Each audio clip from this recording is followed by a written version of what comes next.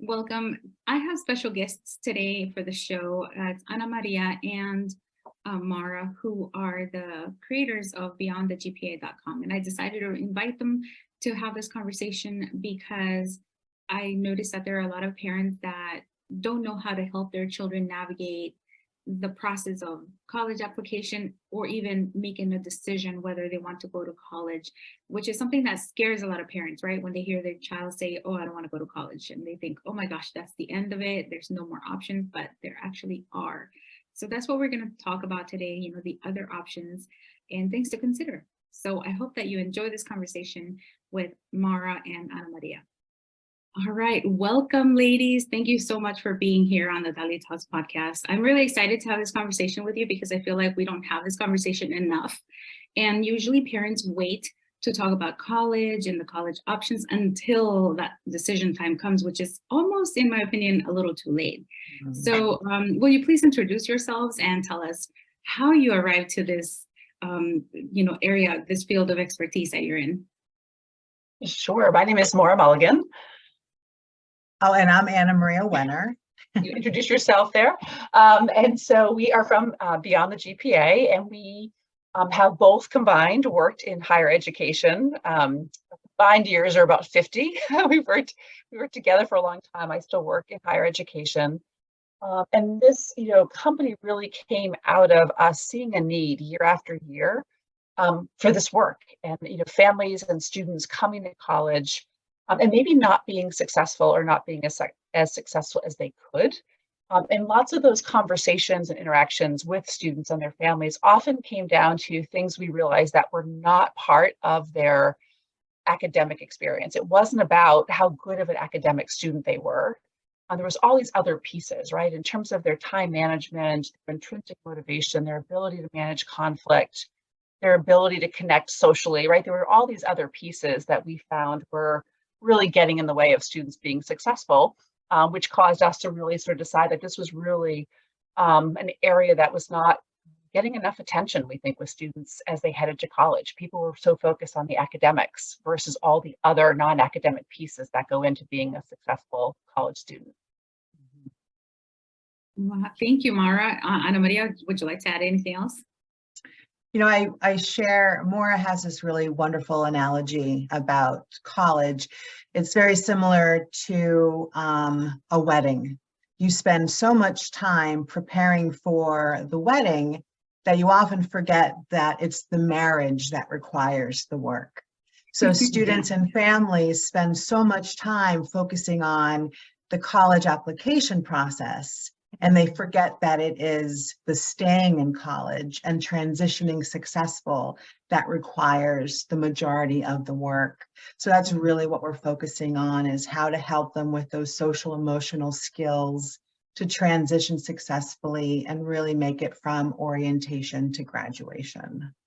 Yeah, you're absolutely right. And I feel like the preparation needs to start really early. I know that my children have always, since they were little, and I don't even know where they got this idea of striving for the Ivy League schools. Mm-hmm. And I was like, okay, that's great. And then years later, one of my daughters said, you know what, Mom, I don't want to go to Harvard, because that's what she kept talking about. And I was like, okay. She was like, oh, in this sense of relief, right? Oh, and I said, I'm like, I never expected you to go to Harvard. I wouldn't be surprised if you got in, but it's not like that's my aspiration for you. You can be successful regardless of what school you go to, or if you even don't go to school at all, which is something that we want to focus on the conversation today, right? Like, what if college is not the next step for your child? So let's dive right in. Well, you really hit an important point. Is college is a topic when they're in middle school.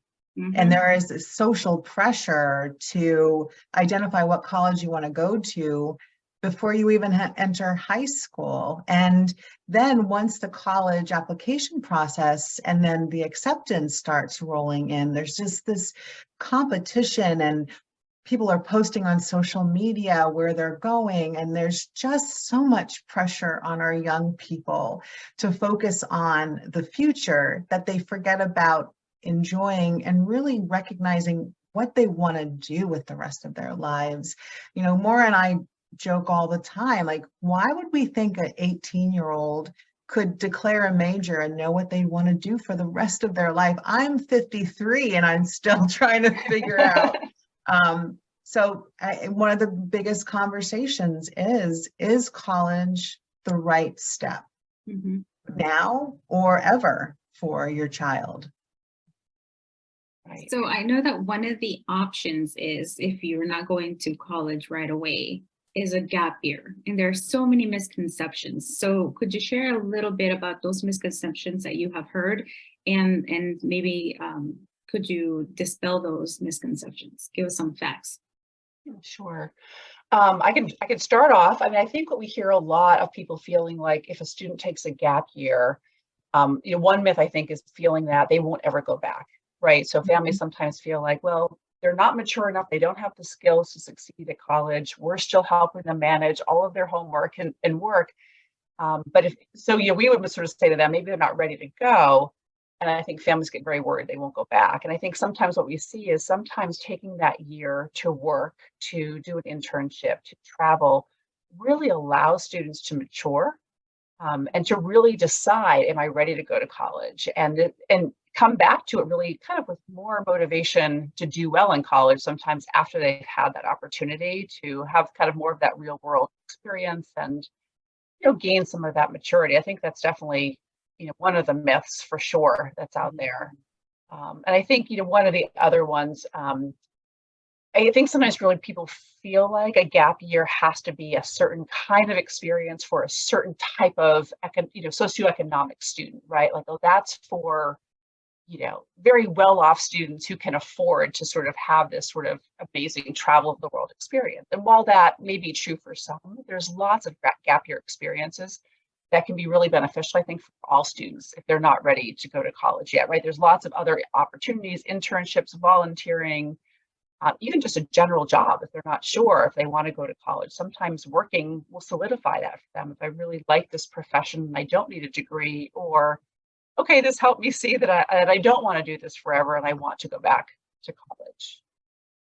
I think the other thing for families to understand is if your child still isn't sure, you can go through the admissions process and you can go through the acceptance and the deposit process and pick your school, but then you can defer your admission for a year. If when you're coming up on that time where you have to make the decision and they decide that it's not the right time, you can defer. Colleges are very understanding because colleges want students to succeed. So if the student's not ready, they'll put their admission on hold for the year, and then they can start after the gap year is over. And I can also say, Maura, I think you'll agree, I have never met a student who took a gap year and regretted it. I have met many students who did not take a gap year and regretted it. Right. Yeah. Right. You said something there about deferment, right? So this is something I completely just did not know. I mean, I went all the way through my master's, not knowing so many things about college. But the deferment, when a person opts to defer, are there any setbacks monetarily? Like, do they lose any part of their deposit, or is there anything financial that they should be aware of that impacts them? It definitely is by school, but I think for the most part, you don't lose your deposit. It just because you're saving your place for the following year. And for most schools, it doesn't impact your merit if you've received a merit or a scholarship, because they still want you to attend. So it really depends. The specifics depends on the college, and contact your admissions office, because your admissions counselor is there for you to provide counsel and advice.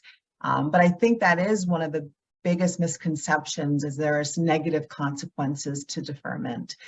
If you've been accepted, it means the school wants you to be a part of their community, whether it's this year or next year. Okay, that's good to know. Okay, so let's talk about the kids who just opt to not go to college. You know, I think there are some negative beliefs about, say, technical school or just like starting a business instead of going to college, because people believe that that certificate, that piece of paper is what solidifies the level of intelligence and ability to succeed in life. And that's, of course, we all know it's not true. Right.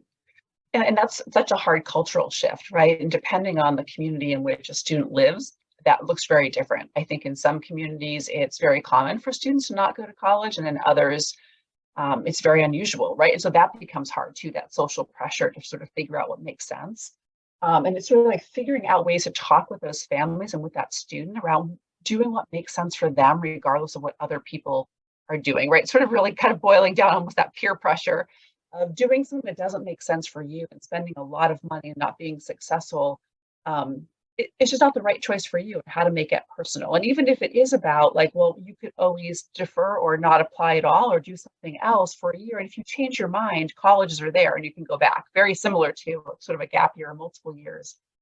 But I think what's so helpful for some of those students then is really getting some internships or an apprenticeship or finding an opportunity to, whether it's in their community or around there, right? If it's a plumber, an electrician, whatever it might be, just sort of say, can I do some work with you? Can I, do an internship with you, and decide if this is something that I want to do? And I think sometimes they will see very quickly that they can, if they're not bound for college, make a very, very good living doing something they really enjoy. And I think, especially students, I think, who sort of are able to say, I don't love the academic piece. Like, I don't want a career where I'm sitting at a desk. Right? Those are really great conversations to have with the student. Like, there are professions with college degrees that you can work at where you're not sitting at your desk, but there's also these really lucrative and successful trades that you could be a part of. And taking that time, I think, the earlier the better in high school, to make students aware of all of those options. Military, right? There's lots of different kind of options that could be out there. And I think just making sure we're exposing students to all of the options and not just this sort of assumption that everyone's going to go to college. Yeah, absolutely. Annamaria, would you like to add anything else? I also think that we're big fans of community college. Mm-hmm. So taking a course or two at a tuition rate that's not going to put somebody in significant debt, and to really try and see if it's something that you're interested in, and if you have the capacity to sit in a classroom. But to echo what Maura said, I think we as a society do not do justice to the trades. I used to work at an engineering school, and I can't count the number of conversations I've had with a mechanical engineering student or an electrical engineering student who said that they really wanted to be an electrician, but felt the pressure from their family to become an engineer, or they really wanted to be a mechanic, but felt the pressure of their family to be a mechanical engineer. And I just, you just wonder if they had been really listened to, they would have had a path that, as Maura said, could be incredibly lucrative without the significant debt at the end of those 4 years. Oh, yes. Oh my gosh, the debt is incredibly high. I mean, I speak to so many people often where their student loan debt is larger than a mortgage, and it's ridiculous. And I think that we're still not telling kids enough to avoid the student loans and instead to go to community college, like you said, because, I didn't realize community colleges were so rich in the quality of education until I went to one. Mm-hmm. And I was in the military for 10 years, and I took classes here and there, mostly online. So the experience was very different. So when I finally got out and I actually went to campus and everything, I realized why people always said, oh, you should consider community college, because in my mindset is, they teach you like, oh, you don't want to go to community college. As a matter of fact, one of my kids just recently said that, because I suggested to her, you don't have to go to a 4-year college, especially if you're going to be homesick and you feel like you're not ready to leave home. You can go to community college. She's like, oh my gosh, no, that would be so embarrassing. But that's a mentality that the kids have, because they talk about it. It's all, like you said, a competition of the what school you get into, how high is your GPA, what awards, what are those things that they wear in graduation, the The cords, cords. right, the cords, like what cord do you have? You know, it's crazy. So when we're talking to kids about, you know, not pursuing college and saying, okay, I'm okay with you not going to college, but then you still see that there's a resistance in them. How can we help them overcome that social pressure so that they choose what's truly in their heart? Because I see this all the time, and I see, you know, oh no, my parents want me to be either an attorney or an engineer or a doctor. That's it. There's no other options. And deep down inside, they're like, gosh, I really want to be an artist though. But you know, so what can we do as parents to help them overcome that social pressure? Yeah, I think some of it, you know, and I can kind of start this off, is you sort of said that right there. You hit on it. My parents want me to become, and I hear that a lot from students, or my parents want me to go to this particular school. And so some of it, when we, and part of Annamaria and my, you know, our work is, you know, social emotional focus with students, but it's also with families, and really recognizing like this is a family system, right? A whole family conversation, and really how do we sort of some of that changing that mindset with families to sort of what are you interested in doing, right? I don't have an vested interest in what you become, right? It's your life. I want you to be happy, and really having families understand the importance early on, middle school, high school, of really using that language of whatever you want to do, and how can I help support you in doing that? I think so often parents fall into that same trap of automatically assuming a child is going to college and wanting something for their child, instead of really taking time to really talk with their child about, you know, do you want college, or do you want college now, or are you ready to go to college now? And that's, you know, I think some of those conversations with families, and really thinking about what are your students' interests now in high school? What are they interested in? Like, are they taking those high level classes and enjoying it and enjoying that conversation? Or are they the student who are getting involved in clubs that are more hands-on? Are they drawn to the more hands-on kind of classes? And really being able to shift, I think, our own mindsets as parents, if they are drawn to those types of classes, just sort of be able to give the student, you know, permission to explore other, you know, other career paths. I don't know, Annamaria, if you have other thoughts on that. No, I agree with you, Maura. And also would be wonderful to see high schools normalize the conversation as well. Oftentimes, it's segregated, like college prep goes over here, and you know, technology, the technical fields go over here, and rarely do they interact with each other. So if you feel the pressure to go in either direction, you don't have the ability to really explore and experience a different a thought process. So I really would encourage high schools to engage in that conversation, and I would even back it up even earlier, for teachers to talk about the multiple options for a child's future. Yeah, you have a very good point there, because I'm just thinking about what you just said, that they separate the kids. It's almost like they're creating that social economic division from the beginning before they even get out into the real world. And it's also creating like an elitist type of mindset. So in order to help kids overcome this and see like where their heart truly lies, I saw that, you know, you have a consultation and assessment available on your website, beyondthegpa.com. So can you tell us a little bit about how that can help families, not just the kids, you know, kind of like center themselves and learn more about themselves and what they want to do? Sure. Maura and I are thrilled to offer a 20-minute consultation, and we developed an assessment that we give to both the students and to the parents.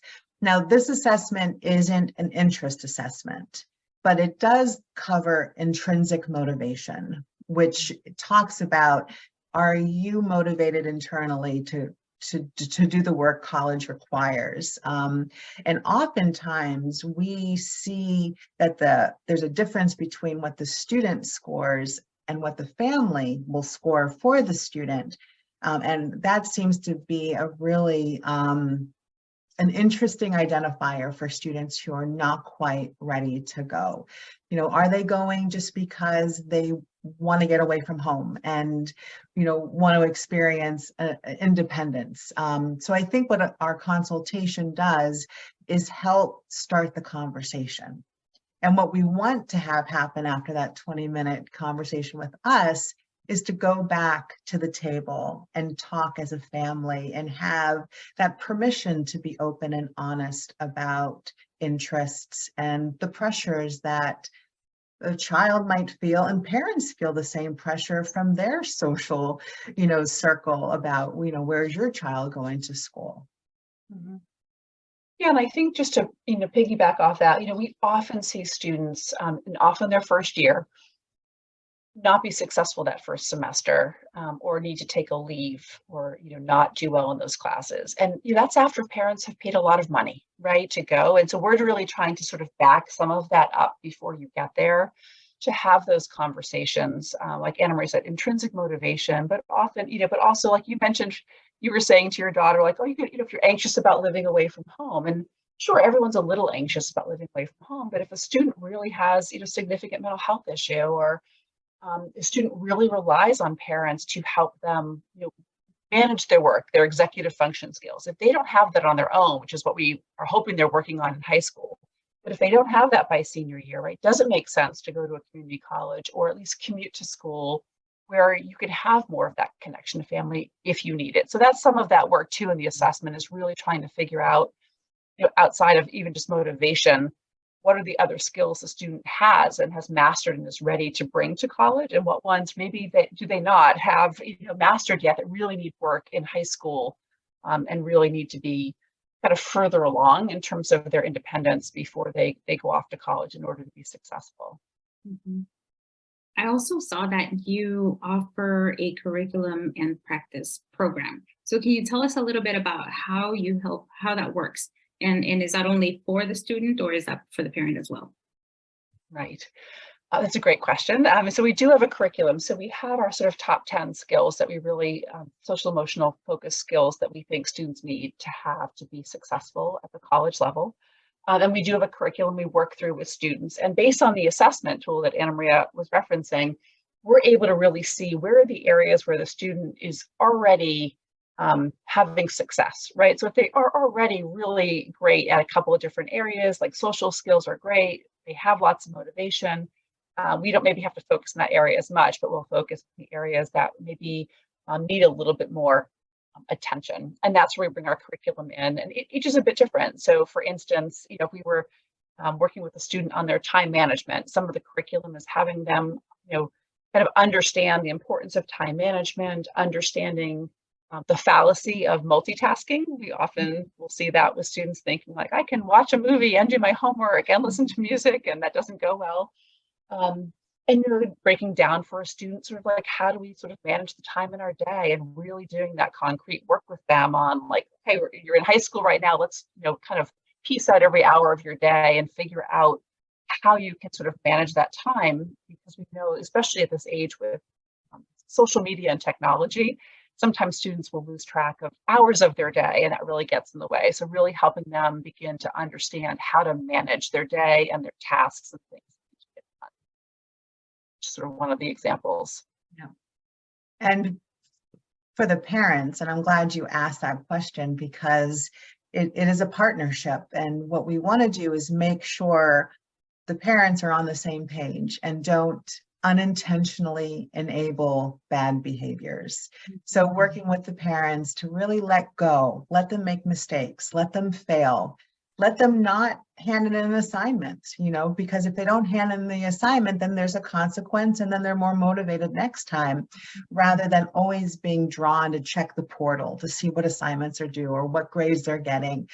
Don't wake them up in the morning. They need to have that skill on their own. Are they doing their own laundry? Are they making their own meals? Parents are parents, and it's a difficult skill to let go. But we know that if the student is working on all these skills and don't have that support from the parents, it really isn't going to be a lasting difference. Mhm. You know, I love that you just said that, because I experienced that this past year where I had to let go. And it was so scary and hard for me because, you know, you feel like it's your responsibility as a parent to wake them up and make sure that they make it to the bus stop or to school on time, or that they, you know, submit every assignment. And I'm on top of them checking every day. I was like, okay, what assignment is not on here? What has a 0? Why? Is it because they haven't graded it, or is it because it didn't get turned in? So then I'm emailing the teachers and I'm emailing or talking to my kids, and it's a lot, and it's exhausting and stressful. And then of course, then I get, you know, I'm that annoying parent to my kids. They're like, oh, mom, you know.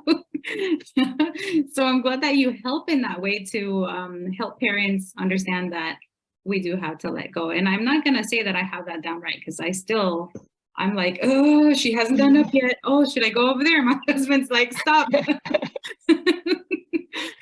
and I think, Dolly, sorry. I was like, that's like a good point, right? There's no perfection, right, in this. Like, we're all, we do this, I do this work. I'm a parent of teenagers, and I often catch myself doing the things I'm not supposed to, and I talk with families about. And it's just like trying again, right? So when we are finding ourselves doing that, it's sort of like, okay, nope, I'm going down the route of being sort of too kind of micromanaging. I need to sort of back off and let them do that. So there's no judgment for families. I think that's what's really important for us to sort of make sure families understand. There's no sort of, you're doing something wrong, or somehow, you know, can't be fixed, or I've done it this way for so long, how do I change it? Right, that happens. It's parenting is always a work in progress, and it's just about kind of reminding ourselves and kind of getting back on track for what we need to be doing to help our students become and our children become. Thank you. And so how early should or can a parent come and ask for help from you? You know, should the kids be in middle school? Should it be younger than that, or a little older? Yeah, I mean, I think high school, you know, at any age there, well, we're focusing a lot on probably juniors and seniors. I think if there's a family that recognizes that their student, you know, in 9th or 10th grade is probably going to need more attention and time to learn some independent social emotional skills, then the earlier the better, I think, from our lens, because then it just gives more practice. And that's really what we want students thinking and families thinking about high school as, that these are opportunities for practice. Because if we are doing all these things for our children and they don't have the opportunity to practice those independent skills and those social emotional skills, and we sort of say, like, you know, summer before college, you're going to master them all, that might not be really a realistic view for every single student. For some, that might be enough. So really, it's about the sooner we're doing it for students and our children, the more they have that practice, the more confidence they gain. So I don't think it's ever necessarily too early to start, but we definitely are sort of really focused, especially, you know, those high school years. Okay, perfect. And how long is the program, or is it a whole program, or is it like, does it vary depending on who you're working with? We definitely have different packages for the needs of families. Our focus is working with a student for one academic year. That way, because we have 10 college success skills, so we want to pace them out so we're not overloading the student on top of what work they have to do in high school and all the extracurricular activities. So what we do is we hit one a month, and then we have one-on-one sessions with them, and then they do work on their own during the time that we're not meeting. So it's really like a 10-month program where we really spread it out so we can be really intentional at looking at each of the college success skills. But on the other end of the spectrum about how early to start, it's never too late to start either. So if your child has just graduated from, you know, if it fast forward to June and they're going to be going to college in August, and you're like, oh my gosh, they're not ready, but they're really committed to going, we offer a summer boot camp for students to really do some intensive work to prepare for that transition in September. Now, and all of this is virtual, or do you do in person only? Okay. Great. Virtual at this point, which we find that's been much easier for families, for sure, and definitely for students in terms of finding time to connect and connecting online has definitely been easier for families versus trying to drive and meet. Right. So a parent might ask, okay, well, this all sounds great, but my child has their school counselor. So can't the school counselor do this? So what would you say to a parent asking that question? I don't, it depends on the school, I guess.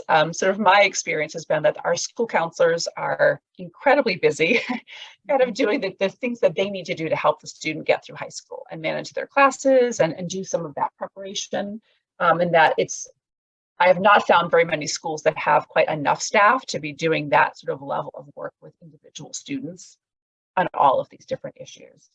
So I would say first off that the school counselors are already very busy with the work that they're doing kind of during the school day to get students through high school. And it's not always, it may be focused in helping them a bit in their applications to college, which is the academic piece, but I haven't found, and I don't think Annamaria has either, the ability to do the social emotional piece. And I think second to that, a lot of what we've seen, I think, with students, a lot of these social emotional pieces, there's a family piece that is often a part of the puzzle that I don't think that the school counselors in high school can do, right? Because they only have the students during the day. And so they may not know that at home, oh yeah, I'm waking them up every day for school, or I'm sitting down with my junior every night and going through all their homework assignments to make sure they did them, right? So that may not be something that's being kind of shared with the school by the student. So I think sometimes the teachers and the counselors aren't necessarily aware of kind of what's happening on the back end at home in terms of fostering more independence for students. Yeah. And I must add that I think another benefit to working with you is, also, aside from the time limitation that counselors have, is that it sounds like you have a lot more robust and in-depth tools that you use with the kids and the parents. And you have that different mindset of, hey, college is not the only option. There are others. And there's something that kind of shocked me when I went to your website. It said a statistic that I want to mention here that you posted. It says the United States experiences a daunting 40% college dropout rate every year, with only 41% of students graduating after 4 years without delay. And that was from Think Impact 2021 and research.com September 2022. So those are pretty recent stats. And when you think about 40% of college dropout rate, and I believe the average student loan debt that a student had at the end of the 4 years was around $36,000. That's crazy. And for us being a nation that's, First world. There we go. Yeah. For us being a nation that's first world, that we're supposed to have like the best of the best. That is sad that we're not even at like, we're almost at really 50%. I mean, that's a lot. And I presume that part of that has to do with the fact that kids do change their mind about going to college at all. Luckily for me, I think I would have been one of those dropout kids because I knew I wasn't ready. I joined the military, which was the most amazing thing I could have done for myself. That was purely accidental. I was trying not to look like a loser because I knew I wasn't going to go to college. And it turned out to be like the best thing. And I did get my education. But a lot of kids don't know what other options they have. And I feel like, that's something that you also bring to the table, that you sit them down and say, hey, you actually have this and this and this and this, because especially coming from a family where you have no idea how to navigate the college system, and then all you hear is college, college, college, you feel like you're stuck. You feel like you have no other options. So aside from, we talked about trade schools or vocational schools and traditional college, gap year, internships, is there anything else that parents should at least look into as options for their kids? That's a great question. Maura, I would ask Maura to chime in. Maura had referenced, especially as a result of the pandemic, the mental health of our young adults is really in a tough place. And there's some students who graduate from graduate from high school, who might be best served in doing an intensive outpatient program to manage their anxiety or their depression, and not just to prepare for college, but to prepare for life. Oftentimes it's difficult to manage that while you're in high school, just with the time restrictions. But I just think that that's an option to really think about, because mental health has to be the priority of everyone. College will always be there, work will always be there, but mental health is something that we are really committed to helping families recognize and really, face head on. Right. Yeah, I think along those lines, the mental health or other sort of disabilities, I think those are hard conversations, right? If you have a student that really wants to go to college and is motivated to go, and there's other things getting in the way, right? There are mental health issues or a disability. How do you begin? And that's kind of our hope is our work with families can be, is how we begin to have those conversations around what supports do they need, what skills do they need to learn, or treatment do they need before going to college, because we want them to be successful. Because we also know if you go and you have a really challenging first semester, if you fail courses, or if you drop out, those students are going to have a much harder time trying again, right? Once you've not succeeded at something, going back to it. So we know that if you go and you're not ready, and you're not successful, we're really setting you up kind of in your going forward to maybe not try again. And we don't want that for students. So I think that also is some of that work, which is, outside of trade or military or school, is sort of, is it right for you right now?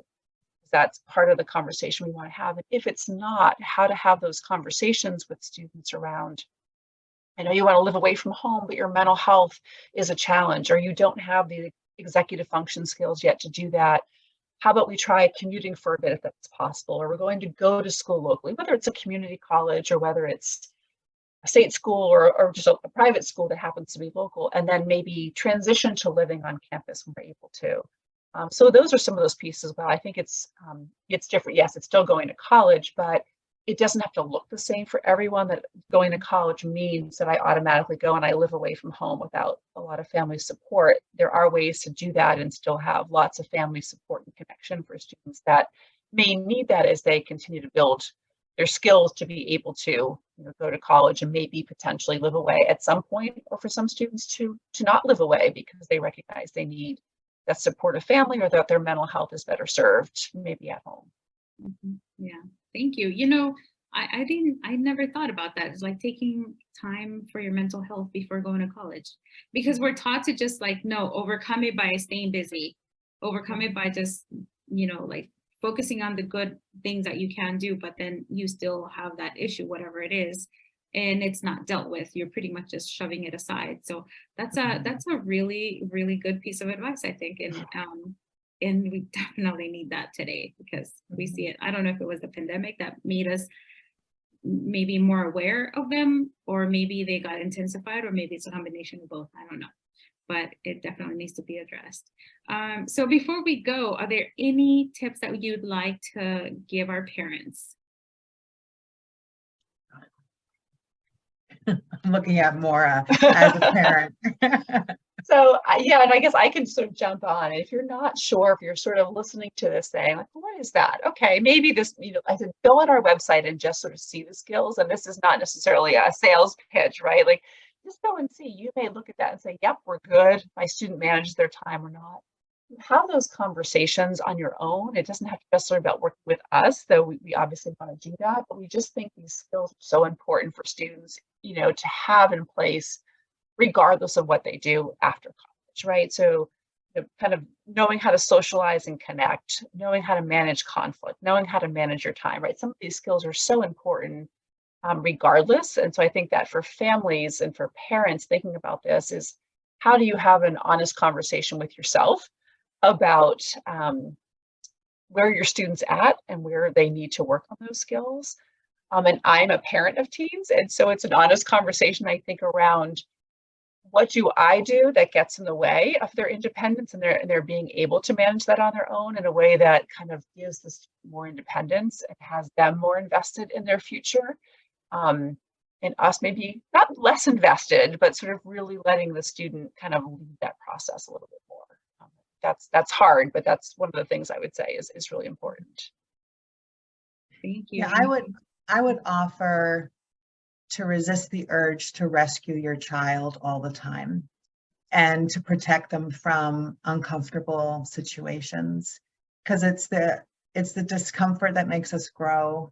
And it's the failure that makes us understand that failure does not mean I'm a failure. It means that I'm learning and I'm progressing, and nobody succeeded without failure. So I would just encourage the consistent trying to not intervene and really let them experience, let's be honest, what we experienced when we were in high school, and just enjoy the bumps and bruises, and be there if something significant happens, but really let them go through those motions for themselves. Thank you. I feel like you're speaking to me directly.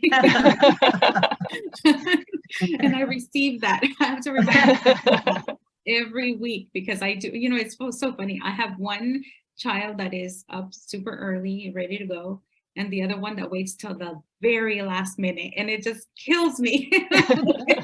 I'm always nervous, like, oh my gosh, is she gonna make it?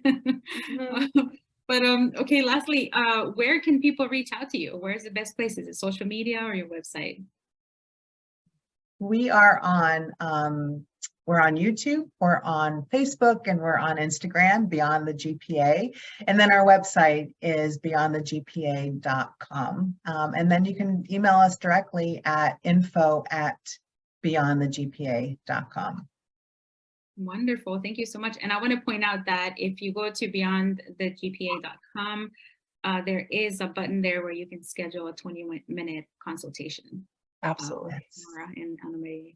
Thank you so much, ladies. I appreciate the work that you're doing, because you really bring a different mindset and probably like some relief, not just to the kids, but the parents too, because I feel like the parents also have that pressure of, like, where's my kid? You have those parents that are like, oh, my kid is at blah, blah, blah. I'm like, oh, be quiet.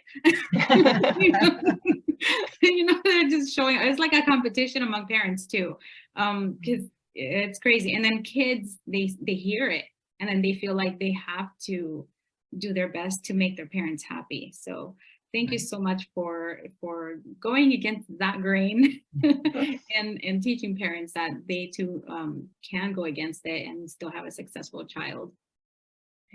Thank you so much for having us. Yes. We appreciate the platform very much. Anytime. Thank you. I hope you really enjoyed that conversation with Maura and Annamaria. You know what? Something that I should have shared earlier with them is that when they said, take time for your mental health and outpatient program, that really spoke to me, because when I was in my master's program, I had a mental health breakdown. And it wasn't until then that I actually took my mental health seriously. I didn't even know that universities have a mental health center where students can go and get counseling for free. Well, not for free, because you actually pay for that service through your tuition and fees and stuff. So I just wanted to, end it with that last little tip there, in case you were not aware. And remember, you don't have to compete against any other parent or any other child. Just do you. I mean, really, do you. As long as your children are healthy and they love what they do, and they're safe, that's what all parents want. Yeah, we want our kids to be super successful and maybe even wealthy, right? But sometimes wealth is not really something that everybody aspires to.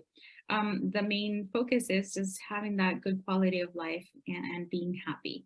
So don't forget to reach out to Maura and Annamaria at beyondthegpa.com and share this episode with another parent, especially if you know of a parent that has a child in high school that is already struggling or feeling the pressures to be a overachiever. All right, well, until next time, and I hope you have a wonderful, wonderful day. Hey, did you like that episode? If you did, be sure to subscribe to this podcast wherever you may be listening and write a review. If you want more tips or some behind-the-scenes videos, make sure to follow my mom at Dalitalks on Instagram. You can turn on notifications for her posts and stories as well. Thank you so much for listening to this podcast. See you next time.